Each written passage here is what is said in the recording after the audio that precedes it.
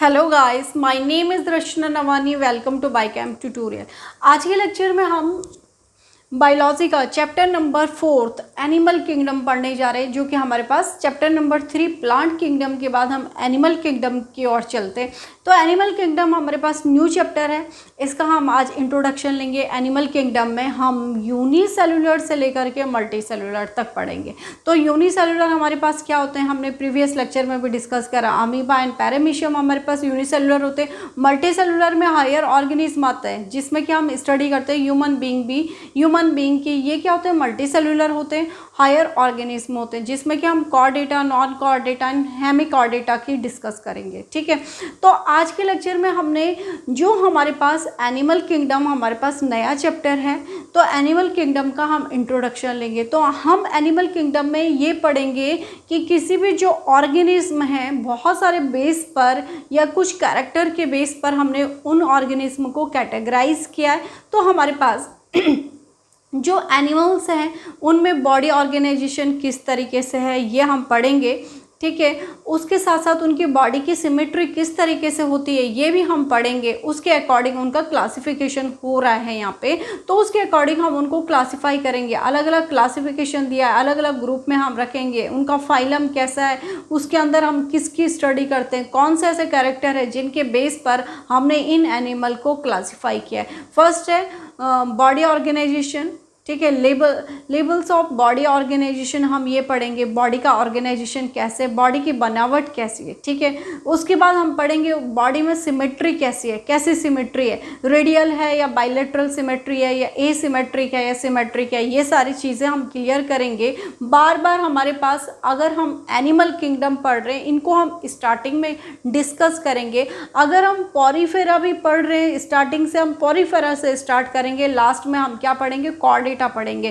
तो पोरीफेरा से हम स्टार्ट करेंगे, कॉर्डेटा पे ख़त्म करेंगे।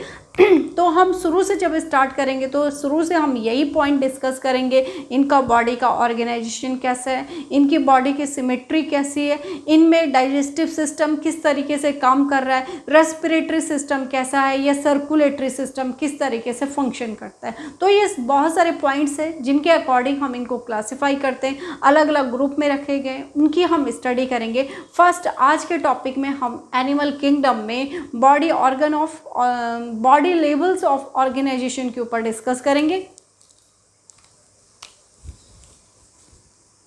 First, levels of body organisation.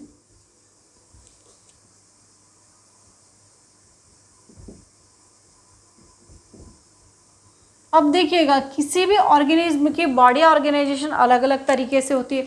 First, body organisation की अगर हम बात करें तो बॉडी ऑर्गेनाइजेशन क्या होती है। बॉडी ऑर्गेनाइजेशन, बॉडी मतलब बॉडी की बनावट कैसी है, किस तरीके से अरेंज है, किस तरीके से ऑर्गेनाइज्ड है। सेल्यूलर भी हो सकती है, टिश्यू भी हो सकती है, और ऑर्गन लेवल ऑफ ऑर्गेनाइजेशन भी हो सकते हैं।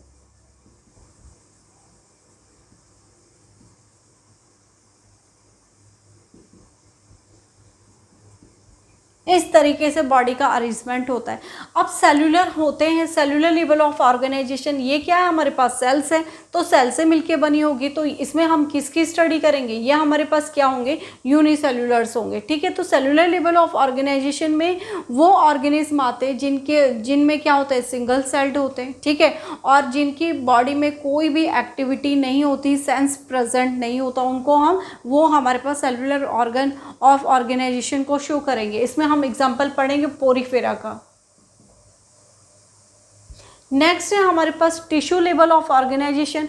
जब ये बहुत सारे सेल्स मिलकर के क्या बनाते हैं, टिश्यू बनाते हैं, तो इसको हम टिश्यू लेवल ऑफ ऑर्गेनाइजेशन कहते हैं। तो टिश्यू लेवल ऑफ ऑर्गेनाइजेशन हमारे पास क्या हो गया, अब सेल से क्या बन गए, टिश्यू। नेक्स्ट हम पढ़ेंगे ऑर्गन लेवल ऑफ ऑर्गेनाइजेशन। अब ऑर्गन लेवल ऑफ ऑर्गेनाइजेशन में हम क्या पढ़ेंगे, बहुत सारे टिश्यू प्लस ये बहुत सारे टिश्यू मिलकर के क्या बनाएंगे, एक ऑर्गन को डेवलप करेंगे। जब एक ऑर्गन को डेवलप करेंगे तो ये ऑर्गन फिर क्या होंगे, बहुत सारे मोर देन मोर ऑर्गन मिलकर के क्या बनाएंगे, एक सिस्टम को परफॉर्म करेंगे।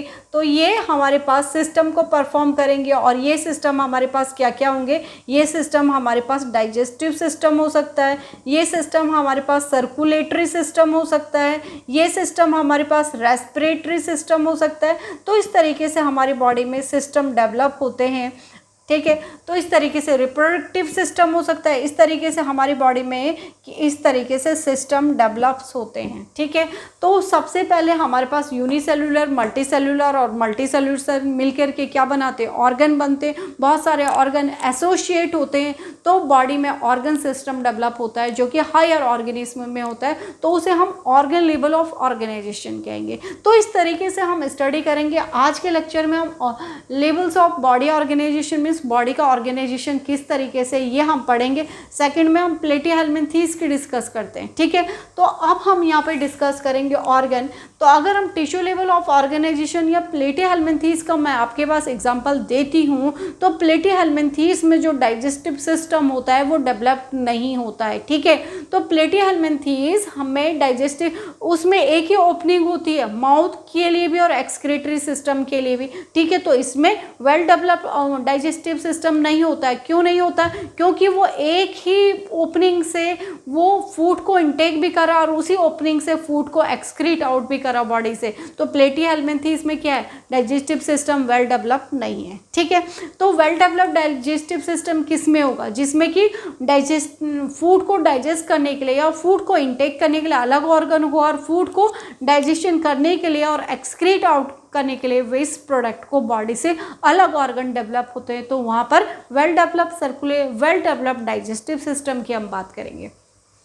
नेक्स्ट हम बात करते हैं यहाँ पर सबसे जो ऑर्गन लेवल ऑफ ऑर्गेनाइजेशन है। सपोज हम ऑर्गन की बात करेंगे, बहुत सारे ऑर्गन्स मिलकर एक सिस्टम को परफॉर्म करते हैं। जैसे हम इंडिविजुअल बात ही करें डाइजेस्टिव सिस्टम की, तो डाइजेस्टिव सिस्टम को परफॉर्म करने के लिए हमारी बॉडी में कितने सारे ऑर्गन जुड़े हुए हैं। माउथ में टीथ जुड़े हुए हैं जो कि फूड को क्या करे, चबाने का काम करे, फिर हम उसको सॉलोड आउट करें, ठीक है। तो यहाँ पर हमारे पास क्या है, ट्रैकिया है, ठीक है। ऑस्कोफेगस है जो कि फूड से होते हुए फूड कहाँ पहुँच गया, स्टोमक में पहुँच गया, स्टोमक ने अपना इंपॉर्टेंट रोल प्ले करा। फिर स्मॉल इंटेस्टाइन, लार्ज इंटेस्टाइन, किस तरीके से अलग अलग ऑर्गन, फिर यहाँ से एंजाइम्स आ रहे हैं तो किस तरीके से इंपॉर्टेंट रोल प्ले करते हैं। तो यहाँ पर ह्यूमन बीइंग की बात करें तो well developed organ level of organisation या ऑर्गन सिस्टम डेवलप्ड होता है।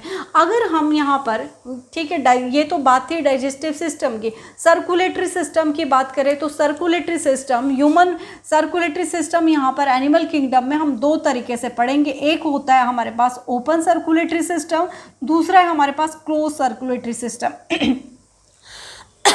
अब ओपन सर्कुलेटरी सिस्टम उनमें होगा जो वेल डेवलप्ड, जिसमें सर्कुलेटरी सिस्टम नहीं होता उसमें ओपन होता है। क्लोज सर्कुलेटरी सिस्टम उनमें होगा जिसमें कि जो कि क्या हो गया, वेल डेवलप्ड हो गया।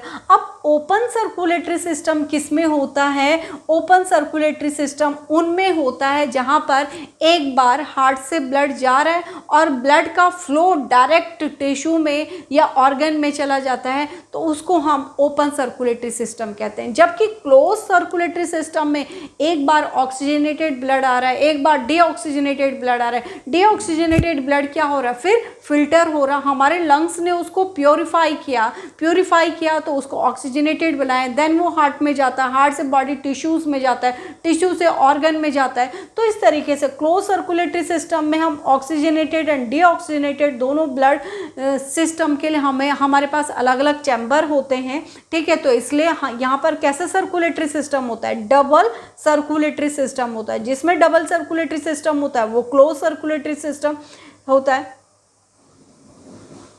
ठीक है। इसमें क्या होता है, ओपन सर्कुलेटरी सिस्टम, तो इसमें क्या होते हैं, जिसमें ओपन सर्कुलेटरी सिस्टम होते हैं उनके हार्ट में केवल 2 चैम्बर होते हैं, ठीक है। उनके हार्ट में क्या होते हैं, 2 चैम्बर होते हैं और इन चैम्बर की मदद से डायरेक्ट क्या होता है, हार्ट से ब्लड बॉडी के टिश्यू में फ्लो हो जाता है। इस तरीके से ब्लड का सर्कुलेशन होता है। तो 2 चैम्बर किस में होता है, फिश में होता है, ठीक है। तो फिश में 2 चैम्बर होता है। हार्ट से सीधा ब्लड कहाँ पर आ गया, हार्ट से ब्लड फिश में कहाँ पर आ जाता है, गिल्स में आते हैं और इन्हीं गिल्स से बॉडी के टिश्यू में पहुँच जाता है। इस तरीके से यहाँ पर इस तरीके से यहाँ पर फिश में क्या होता है, सर्कुलेटरी सिस्टम होता है। ठीक है, यहाँ पर ह्यूमन बीइंग की बात करें या मैमल्स की बात करें तो सर्कुलेशन के लिए 2 अलग अलग चैम्बर होते हैं, 2 अलग अलग सिस्टम होते हैं। ह्यूमन बीइंग में कितने चैम्बर्ड हार्ट होता है, 4 चैम्बर्ड हार्ट होता है। ठीक है, तो यहाँ पर हम इन चैम्बर की डिटेल स्टडी नहीं करेंगे, ऑक्सीजनेटेड या डे ऑक्सीजनेटेड।